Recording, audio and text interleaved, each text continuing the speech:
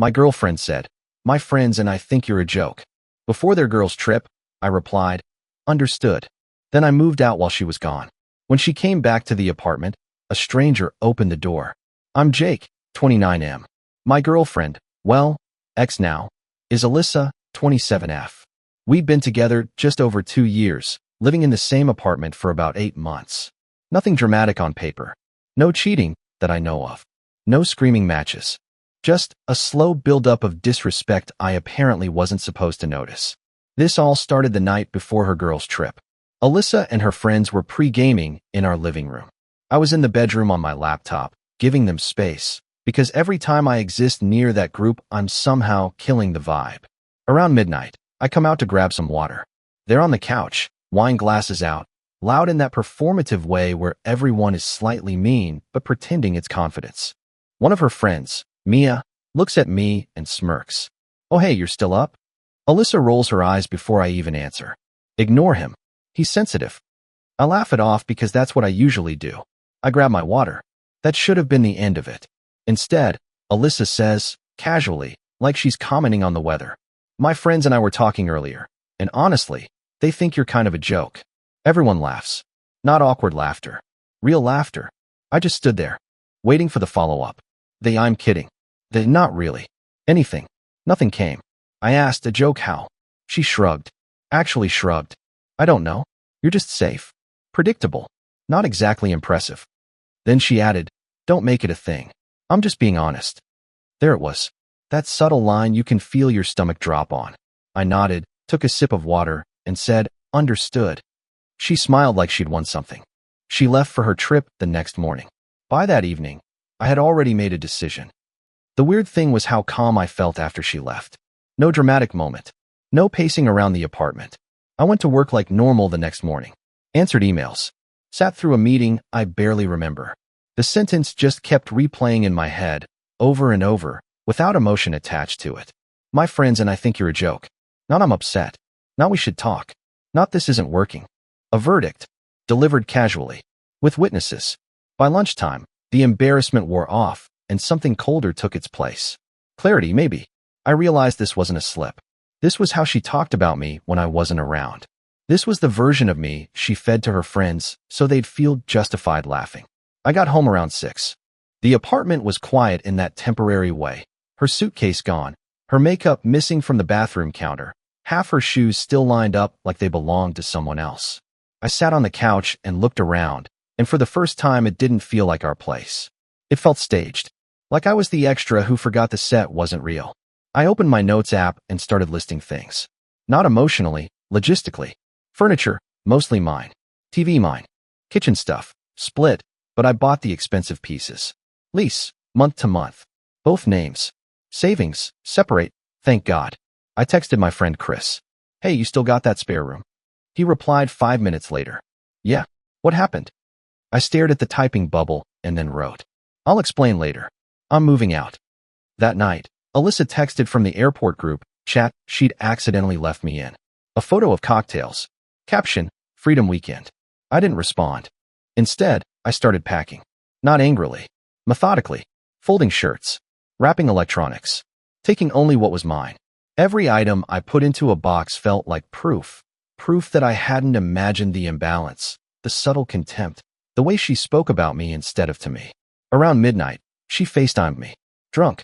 Smiling. "Why aren't you answering me?" she asked, annoyed already. I looked at the half-empty apartment behind me and said, "You're busy. Enjoy your trip." She rolled her eyes. "God, don't be weird." I almost laughed. That was the moment I knew I was done. I didn't rush it. That felt important. Over the next 2 days, I packed in waves. Morning before work, evening after dinner. No dramatic music, no revenge fantasies. Just boxes stacking neatly along the wall like quiet punctuation marks. Alyssa texted sporadically from the trip. Random updates, nothing meaningful. "Ugh, Mia's already drunk. You'd hate this place, lol. Did you feed the plant in the kitchen?" That one almost got a response. Almost. Instead, I watered the plant, taped the last box shut, and left it by the door. By Wednesday night, the apartment looked hollow. My desk gone. My side of the closet empty. Even the couch looked smaller without the throw blanket I always used. I slept on the floor that night on a borrowed air mattress, staring at the ceiling fan spin and thinking about how many times I told myself things weren't that bad.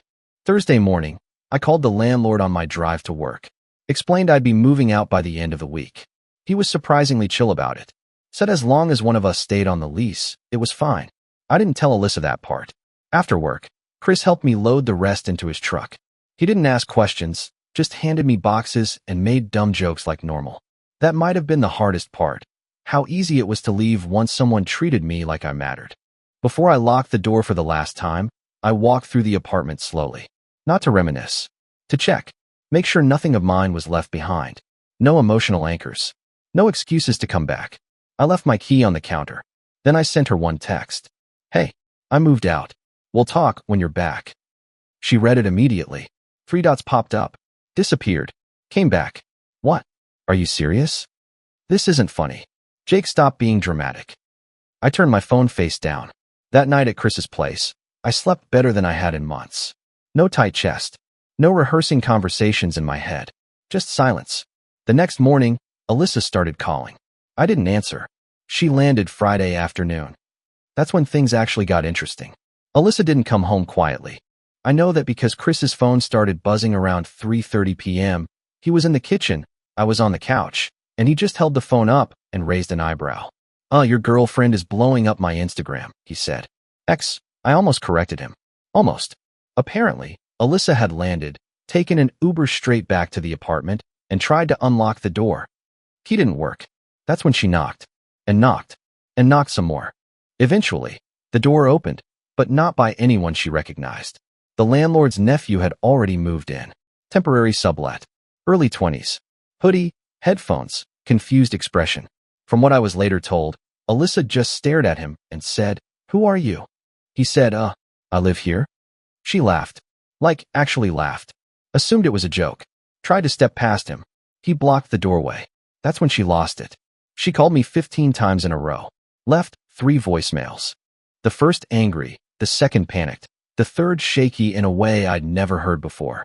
"Jake, this isn't funny anymore. Why is there some guy in our apartment? Answer me right now." I listened to them later. Not in the moment. Because in the moment, I was eating takeout on Chris's couch, watching a dumb action movie, feeling weirdly untouchable. She texted again. "Did you seriously move out because of a joke?" That word. Joke. The same one she'd used on me. I typed one response. "You said you and your friends think I'm a joke. I took you seriously." No insults. No explanation. No negotiation. She didn't reply for a long time after that. Then, finally, "Where am I supposed to go?" I stared at that message longer than I expected to. Because 6 months ago, I would have fixed that problem for her without hesitation. Called around. Offered my credit card. Made space. Instead, I locked my phone and went to bed. The next morning, I woke up to a mutual friend texting me. "What the hell did you do to Alyssa?" I knew then this wasn't over. It was just entering the phase where she tried to rewrite the story. By Saturday afternoon, Alyssa had decided I was the villain. I didn't hear it from her directly at first. It came through the grapevine. Mutual friends, half-phrased questions, the kind of concern that's really just fishing for drama. "Did you really abandon her?" "She said you kicked her out while she was gone." Man, that was kind of extreme, don't you think? I noticed something interesting. No one quoted what she said to me, just what I did after. Eventually she called again. I answered this time, mostly out of curiosity. She didn't say hello. "What is wrong with you?" she snapped. No tears now. Just anger. "You embarrassed me. Do you have any idea how stupid I looked?" I leaned back against Chris's kitchen counter and said nothing. She kept going. "My friends think you're unstable. Normal people don't just disappear like that." There it was. "My friends think." I finally said, "You told me exactly what you thought of me. I listened." That was one comment, she shot back. "You're acting like I cheated on you." One comment, I repeated. "In front of your friends. That you agreed with." She scoffed. "God, you're so insecure. You always do this, take things too personally." That almost got to me. Almost. Old reflex. Instead I asked, "Do you miss me, or do you miss the apartment?" Silence. Long enough to answer itself. She exhaled sharply. "So what, you're just done? 2 years, and you don't even want to talk about it?" "I am talking about it," I said. "This is the conversation. Just not the one you rehearsed." She told me she needed time. Space. Said we should reset. Once things calmed down, I told her I'd already reset. When the call ended, I didn't feel victorious. I felt finished. That night, she posted a story on Instagram. Black screen, white text. When someone shows you who they really are, believe them. A few hours later, she blocked me. And for the first time since this all started, I smiled. Sunday was quiet. Too quiet. No messages from Alyssa. No friends checking in. It was like the world collectively decided to let the dust settle. I spent most of the day helping Chris fix a loose cabinet door and pretending my life hadn't just taken a sharp left turn. Late that evening, curiosity got the better of me. I checked Instagram from a burner account I'd forgotten I even had. Alyssa had unblocked me. Strategically, I assumed. Her stories were a soft rebrand. Selfies with captions about healing. A mirror pic with learning my worth. A group shot with her friends captioned, real support system. I wasn't mentioned. Not directly. That was the point. But then she posted a longer one. White background. Paragraph text. She talked about being blindsided. About how some people can't handle honesty. About how she'd supported me emotionally and financially, and how I ran away when things got hard. That one stung. Not because it was true, but because it was close enough to sound believable. My phone buzzed. A text from her sister, of all people. Hey, Alyssa's not doing great. She didn't mean it like that. You know how she jokes. I stared at the message and thought about the word joke again. How convenient it was. How elastic. How it only ever stretched in one direction. I replied, jokes are supposed to be funny to everyone. No response. Later that night, Chris asked if I was okay. I told him I was. And I meant it. But there was something new underneath the calm now. Resolve. The kind that comes from realizing you didn't just dodge a bad week, but a bad future. Because here's the thing I hadn't admitted yet. If I'd stayed, that comment wouldn't have been the last one. It would have been the tone. And I was done auditioning for respect. Monday morning, I went back to my apartment building to grab one last thing I'd forgotten. A box of old notebooks I kept in the hall closet. The landlord had texted saying I could swing by while the new tenant was at work. The place felt different. Not empty. Occupied, but unfamiliar. Like my name had already been erased from it. As I was leaving, Alyssa showed up. She looked rough. Sunglasses on indoors. Hair pulled back in a rushed way that told me she'd cried, and then gotten mad about crying. She froze when she saw me, then immediately straightened up like she'd rehearsed this. So you are alive, she said. I nodded. Looks like it. She crossed her arms. You really went nuclear over something stupid. I didn't correct her. I just held the box tighter. You know, she continued, my friends think this just proves their point about you. I almost laughed at the symmetry of it. Which point? I asked. That you don't have a backbone, she said. Real men fight for relationships. They don't disappear. I looked at her for a long second. The hallway was quiet except for the hum of the lights. And suddenly I saw it clearly. Not just this moment, but the pattern. How she spoke through other people. How her friends' opinions always came pre-packaged as facts. How my job, my clothes, my opinions were always framed as things to tolerate, never admire. I didn't disappear, I said. I left. She scoffed. Same thing. No, I replied. Disappearing is what you do when you don't matter. Leaving is what you do when you finally do. That stopped her. She opened her mouth like she was about to say something sharp, then hesitated. For the first time since this started, she looked unsure. Are you really not coming back? She asked. The question wasn't emotional. It was logistical. I shook my head. No. She exhaled hard, like she was annoyed at the inconvenience of my certainty. Wow, she muttered. So that's it. I walked past her toward the door and said, it was at the moment you said it out loud. She didn't follow me, and I didn't look back. After that hallway encounter, things went quiet in a different way. No more angry texts. No Instagram essays. No friends sliding into my DMs to check in. It was like Alyssa finally realized she couldn't pressure me back into place once I'd stepped out of the frame. A week passed. Then another. I settled into a routine at Chris's place. Same commute. Same job. Different energy. I didn't realize how much mental space I'd been using anticipating her moods until that space was suddenly empty. No bracing myself before speaking. No replaying conversations to see if I'd said something wrong. One night, I ran into Mia, the friend who'd laughed the loudest, at a bar near my office. Total coincidence. She saw me first, hesitated, then walked over with a drink already in hand. So, she said, tilting her head, guess things with you and Alyssa really blew up, huh? I shrugged. Depends who you ask. She smirked. She didn't think you'd actually leave. There it was. The quiet admission. I looked at her and said, that's kind of the problem. Mia studied me for a moment, then laughed awkwardly. You know how Alyssa is. She likes to test people. Yeah, I said. I just didn't realize I was the test. That wiped the smirk off her face. She tried to backpedal. Said Alyssa talked tough, but didn't mean harm. Said I should have known she was joking. Said I'd taken things too far. I finished my drink and stood up. If you have to explain that someone didn't mean harm, they probably did. I left her there, mid-defense. On the walk home, something clicked. Alyssa hadn't been shocked because I moved out. She'd been shocked because I broke the unspoken rule. I didn't absorb it. I didn't argue it. I didn't try to earn my way back into respect. I opted out. And people who benefit from you staying small hate that. That night, I signed a lease for my own place. 1 bedroom. Quiet building. No shared space that could be used as leverage.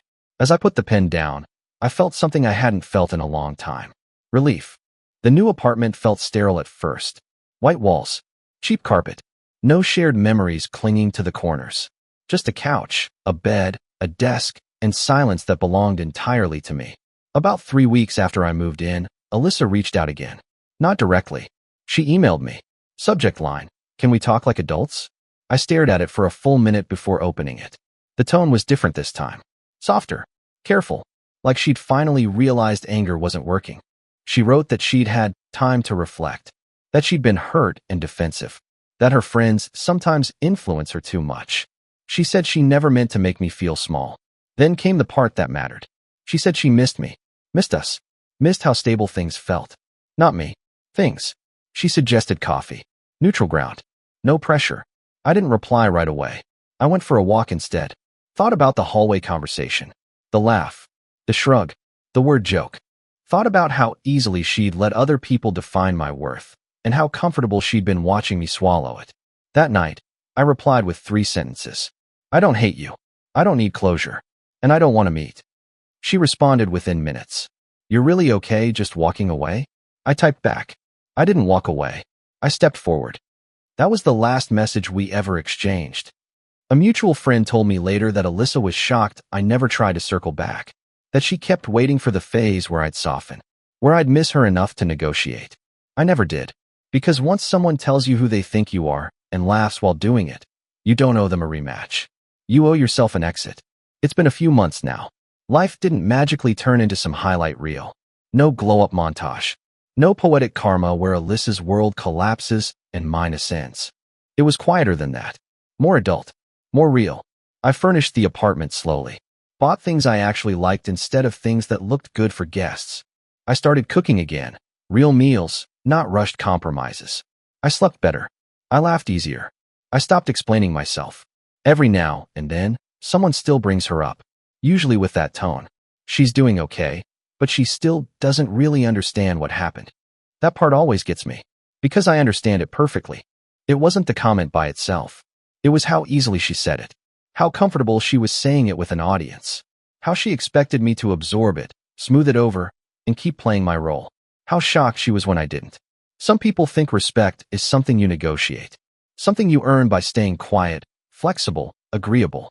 I learned it's not. If someone thinks you're a joke, the worst thing you can do is argue your punchline. The best thing you can do is leave the room. I didn't move out to teach her a lesson. I didn't leave to make a statement. I left because, in that moment by the kitchen sink, I realized something very simple. I liked who I was when she wasn't around. And once you notice that, there's no one seeing it. So yeah, that's the whole story. If you're reading this and wondering whether you're overreacting to something that felt small but landed heavy, trust that instinct. Respect doesn't arrive louder later. It shows up exactly when it's supposed to. And if it doesn't, understood.